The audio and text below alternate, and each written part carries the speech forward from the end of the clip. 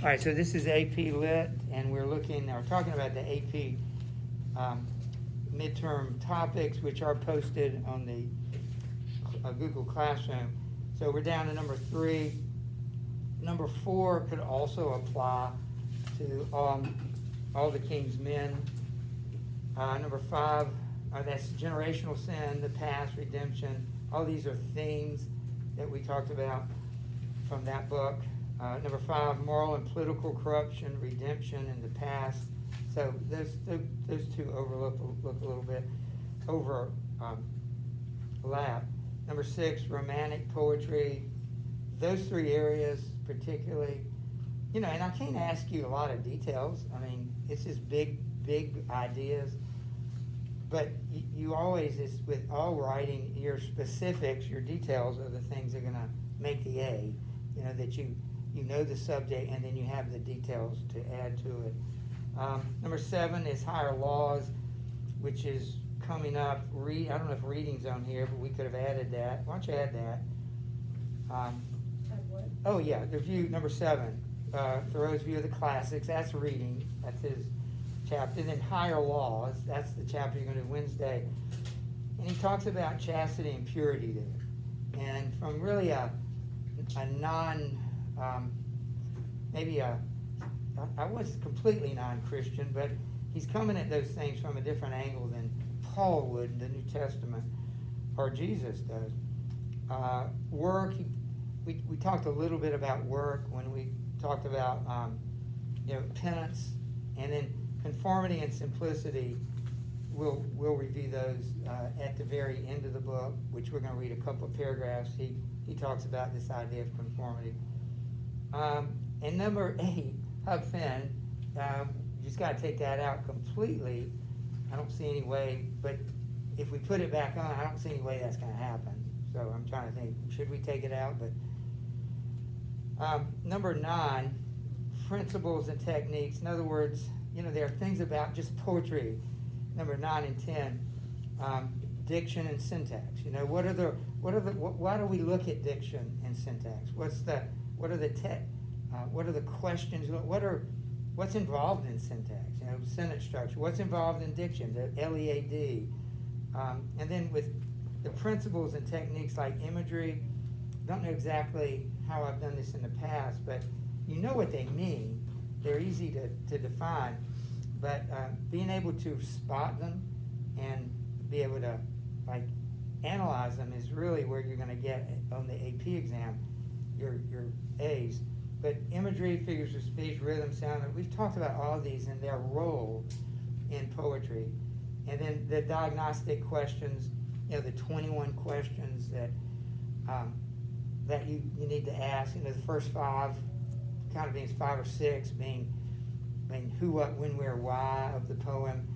And then you get into the meaning as you look for imagery, figures of speech. So we'll talk about this. You don't need any hand holding. You know how exams work.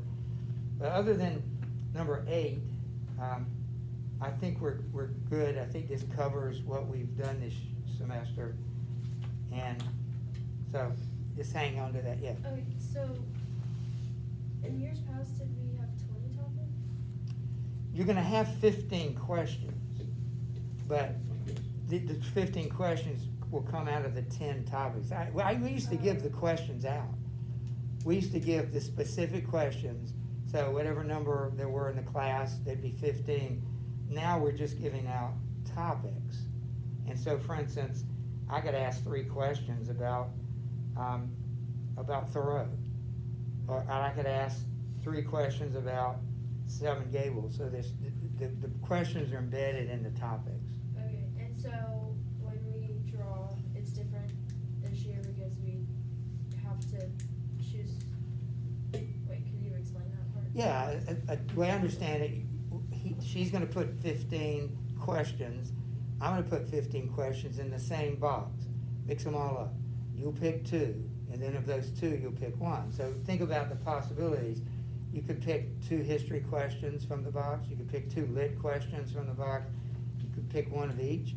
But even at that point, you have a choice to make. I I'm not sure the rationale. I think we wanted to spread it out a little bit, so that they're not all history or they're not all lit. Every year it seems like they're out of balance, but, you know, if we were gonna fix that, we would just make you do one of it, you know, we'd kinda have only 15 and half of them, but we're still not going there.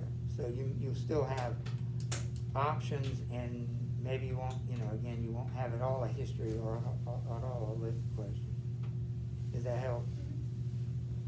And then the next day, which would be Tuesday, you have that hour and 15-minute test, exam, but it's really the length of a normal test. So usually going to be short answers, IDs. I know you've done this before last year. You have IDs, paragraph length answers, maybe an essay, but it's got to be short enough to do in an hour, 15 minutes. Yeah. How long is the written exam? Well, you're taking both at the same time, remember, history and lit. So hers will be an hour and 15, mine will be an hour and 15. I don't know how they've done it. You've done it before. Did they give you both at the same time, or did they make you finish one? It depends on the proctor. Yeah, I don't think there's a rule about that. You're gonna have to do them both anyway.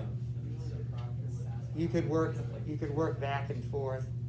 So that's why it's fairly short. Again, the other disciplines aren't limited like that. I don't mind because it's less for me to grade. You don't mind. That's less of you to have to take. So I guess everybody's happy. All right, so hang on to that. Next week, God willing, we'll be here. Please, we'll reserve some time whenever you need it next week. If you don't need any time, we'll move on. So we're on page 83.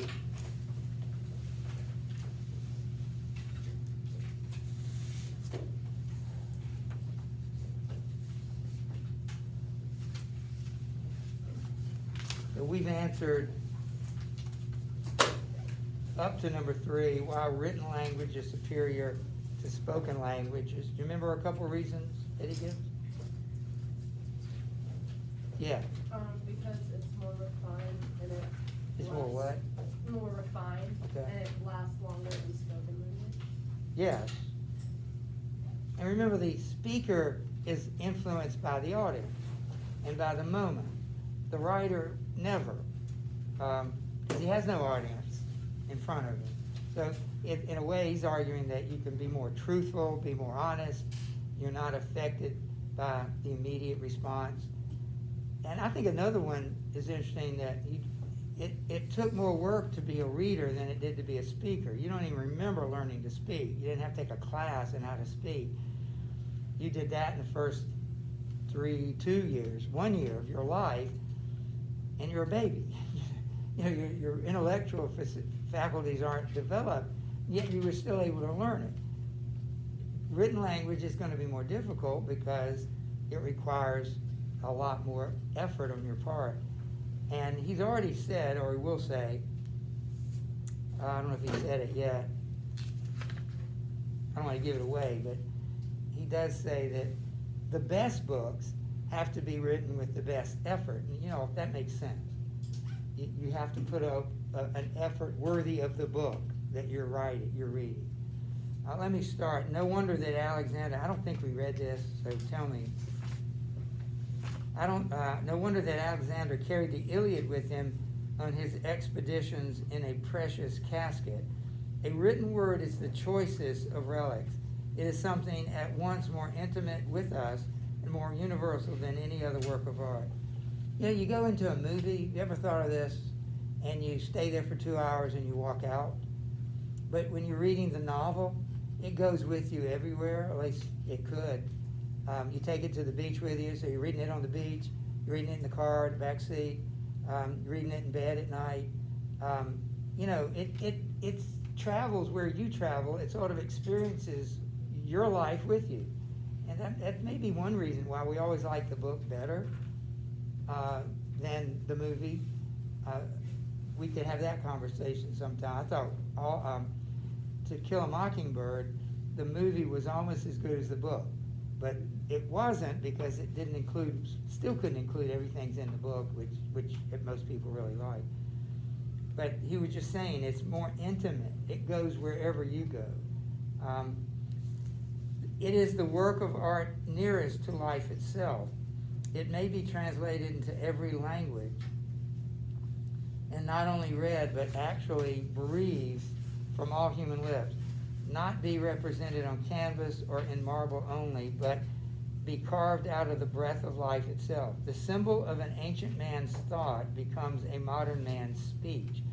2,000 summers have imparted to the monuments of Grecian literature, as to her marbles, only a mature golden and autumnal tint, for they have carried their own serene and celestial atmosphere into all lands to protect them against the corrosion of time.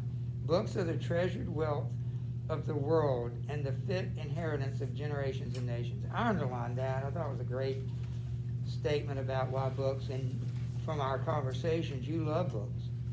All of you have expressed a real love for them. Books, the oldest and the best, stand naturally and rightfully on the shelves of every cottage. They have no cause of their own to plead, but while they enlighten and sustain the reader, his common sense will not refuse them. Their authors are a natural and irresistible aristocracy in every society, and more than kings or emperors, exert an influence on mankind. Look at number 5, and we'll go back to number 4. What does he mean when he says that? That authors are a natural and irresistible aristocracy in every society. Yeah. They have power because the government doesn't control what they write, or in some cases, but they have power through being able to talk to like all the people through the Yeah, and I've thought about Shakespeare. You remember his queen. Most people know it was Elizabeth. But besides her, you know who Milton's king was? You know who Homer's king was? You know who Dante, who was the leader in Italy when Dante wrote? Who knows? Most people don't care. But they care about Dante and Homer and Virgil. We know who his king was. That was probably Augustus. And we know Elizabeth. But whatever Elizabeth did is long gone. But Shakespeare continues to influence readers. And it's an aristocracy. That means the elite. Every society, writers are among the elite. I guess it just asks you, how are they? Look, they're on everybody's shelf. They come out at special occasions. There's something about them. They go from generation to generation. So you want to be in the elite? Be a writer. I mean, a good writer. When the illiterate and perhaps scornful trader has earned by enterprise and industry his coveted leisure and independence, and is admitted to the circles of wealth and fashion, he turns inevitably at last to those still higher but inaccessible circles of intellect and genius, and is sensible only of the imperfection of his culture and the vanity and inefficiency of all his riches. Further proves his good sense by the pains which he takes to secure for his children that intellectual culture whose want he so keenly feels, and thus it is that he becomes the founder of a family. Again, I will argue that you will tell your children that you want them to read. You will try to get them to read any way you can, and you'll tell them, I didn't read as much as I should have. I didn't like reading, but I'm telling you, it's really important to you. So when you get on that other side, you will have if you don't already, and I think you do, but you'll have a respect for reading that you'll want to pass on. You'll be disappointed if your children don't read as much as you do. How about it, Jessica? Could you pick up here? Before you do, Proverbs 15:23. Didn't we do that the other day? You know what it says? I should know it. It's real simple. What does this tell you about the value of words? Proverbs 15:23. I'm ashamed that I don't memorize it. To make an apt answer is a joy to a man, and a word in season, how good it is. It's Proverbs 15:23. To make an apt answer is a joy to a man, and a word in season, how good it is. Any thoughts? You don't have it in front of you, but from my reading it, any thoughts about how that applies to this discussion of words and reading? Thus it says to make an answer. That's words, in writing or speaking. It's a joy to you. You have to answer in class, raise your hand. You have the answer. Or whatever it is, wherever you are. If you have the answer, people are really impressed. It's an incredible feeling to have a word in season. Like you said, just the right thing. I mean, that gives us a great deal of pleasure when somebody says, when you just said the right thing, or people later say, that was really important point you made. That really, it gives us an incredible amount of pleasure to use language well and to use it appropriately.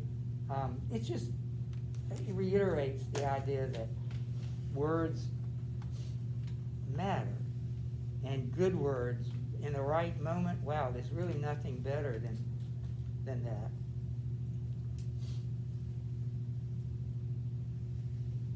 And whenever Jessica's ready, I know you're writing something.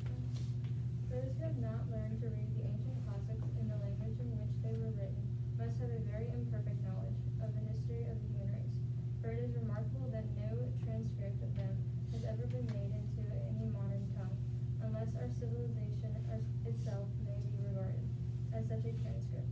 Homer has never yet been printed in English, nor Aeschylus. Nor Virgil, or even works as refined, as solidly done, and as beautiful almost as the morning itself. Can I interrupt just a minute? I mean, this is 1845. You remember you read that poem on the test, upon looking or hearing Homer, Chapman's Homer. You remember that? Well, Chapman was a translator of Homer. So it's hard to imagine that it was not until the mid-1800s that English translations of the Aeneid and the Iliad and the Odyssey were made. You had to read them in Greek, or you had to read them in Latin. That's what he said, so he knows what he's talking about. That in 1845, he couldn't find a translation of these in English. Anyway, go ahead. For later writers say what we will of their genius have rarely, if ever, equaled the elaborate beauty and finish in the long life and heroic literary labors of the ancients. They only talk of forgetting them, who never knew them. It will be soon enough to forget them when we have the learning and genius Yes. which will enable us to attend to appreciate them. That age will be rich indeed when those relics which we call the classics, and the still older will more than classic, but even less known scriptures of the nations shall have still further accumulated when the Vatican shall be filled with the Vedas and the Van. Yeah, these are Eastern, the Vedas, or it mentions at the bottom, different, I know they're Hindu, but anyway, they're other scriptures of other languages, of other religions. And Bibles with Homer and Dante's and Shakespeare's, and all the centuries to come shall have successfully disposed their trophies in the forum of the world. By such a trial we may hope to scale heaven at last. All right, Ella. The works of the great poets have never been read by mankind, for only great poets can read them. They have only been read as the multitude read the stars, at most astrologically, not astronomically. Most men have learned to read and to serve a paltry convenience, as they have learned to cipher in order to keep accounts and not be cheap in trade. But of reading as a noble intellectual exercise they know little or nothing. Yet this only is reading, in a high sense, not that which lulls us as a luxury and suffers the noble faculties to sleep the while, but what we have to stand on tiptoe to read and devote our most alert and wakeful hours to. So look at question number 6. What does he mean when he says the works of great poets have never been read by mankind, for only great poets can read them. I kind of mentioned that earlier, but what's the answer to that? Surely they've been read by mankind, yes. Will the great poets know how to interpret what the other great poets are writing versus standard man doesn't really know the depth of their writing? Yeah, and good. And in other places, he said that we should put the same effort into reading as the person did into writing. Now, I can't say that's going to ever happen, but it's, you see what I mean? The harder the reading, the harder the writing, the higher the writing, the more difficult it is going to read because of the ideas and so forth.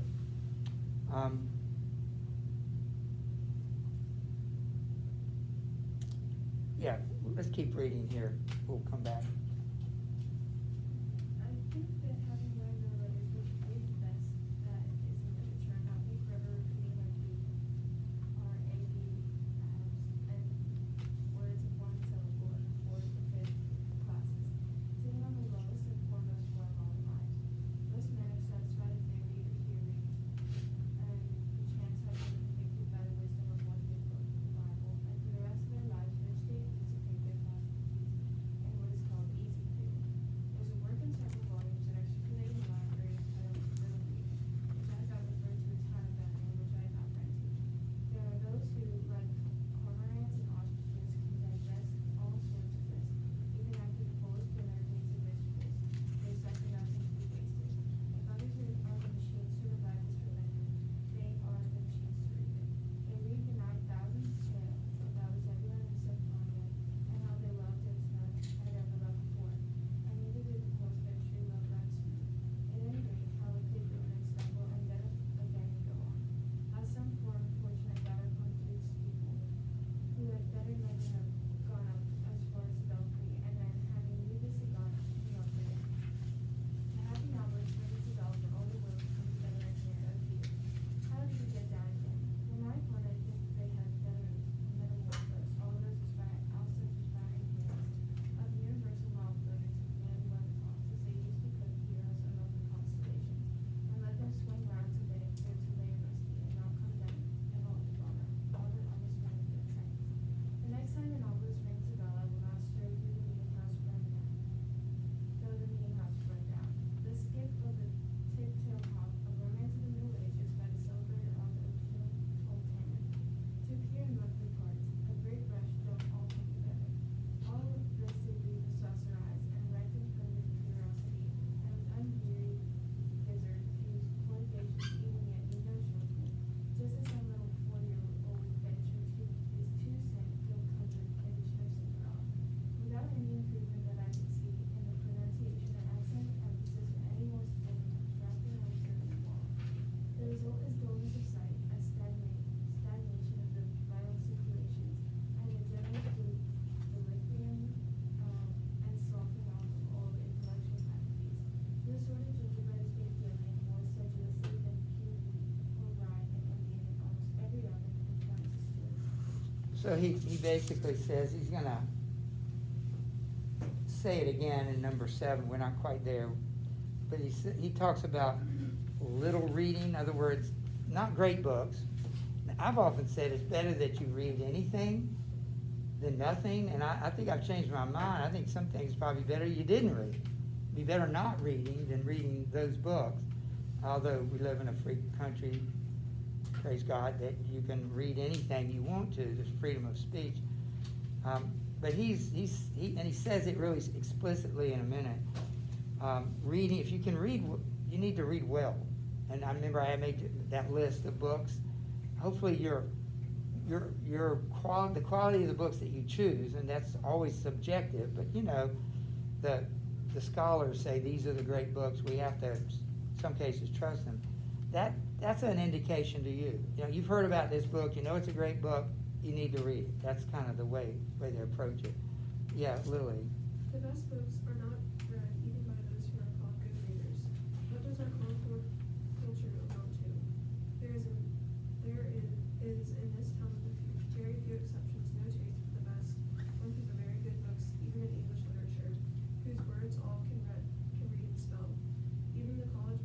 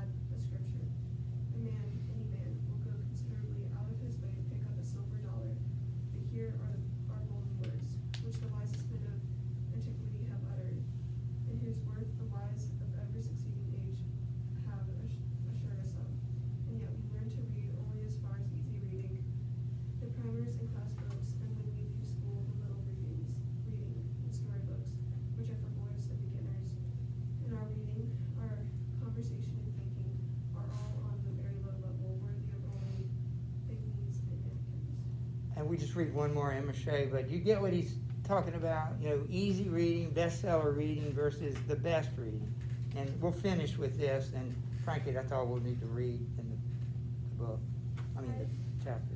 I aspire to be acquainted with wiser men than this our Concord soil has produced, whose names are hardly known here. Or shall I hear the name of Plato and never read his book? As if Plato were my townsman and I never saw him, my next neighbor and I never heard him speak or attended to the wisdom of his words. But how actually is it? His dialogues which contain what was immortal in him lie on the next shelf, and yet I never read them. We are underbred and low-lived and illiterate, and in this respect I confess I do not make any very broad distinction between the illiterateness of my townsman who cannot read at all, and the illiterateness of him who has learned to read only what is for children and feeble intellects. We should be as good as the worthies of antiquity, but partly by first knowing how good they were.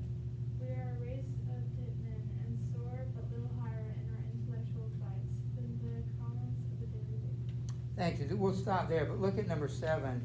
Why does he make no distinction between those who can't read and those who choose only to read, but only what is for children and feeble intellect?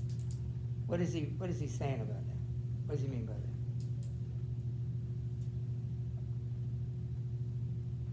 Basically, if you're not reading, his opinion, if you're not reading the great books, you might as well not read at all. Mark Twain said, there's no difference between the man who can't read and the man who doesn't read. Almost everybody can read. I've heard, we've said this, after graduation from high school, most people read one book the rest of their life. That's hard to imagine. After graduation from, maybe it was college, then high school, no books. I don't know what the numbers are, but just one book. Can you imagine going through the rest of your life and never reading again? And so he's trying to make the argument that it'd be like having somebody in your town, Plato, and never meeting him. He lives in your town, yet you've never spoken to him. So some really good points here. And the last one is self-explanatory. He says, explain the following. How many a man has dated a new era in his life from the reading of a book? I think you understand what I asked you the other day. What books have impacted your life? And being a person who's spent my entire life with books, I remember those books that pushed me in this direction. We did that the other day. So you get the idea, which is the reason we're reading this. Again, on Wednesday, it's about the same, maybe a page short, so it's about 9 pages. You've got the questions. I think this is between the two, they're my 2 favorite chapters. That's why we're reading them. Yes. So are we gonna turn it in, when we come in on Thursday?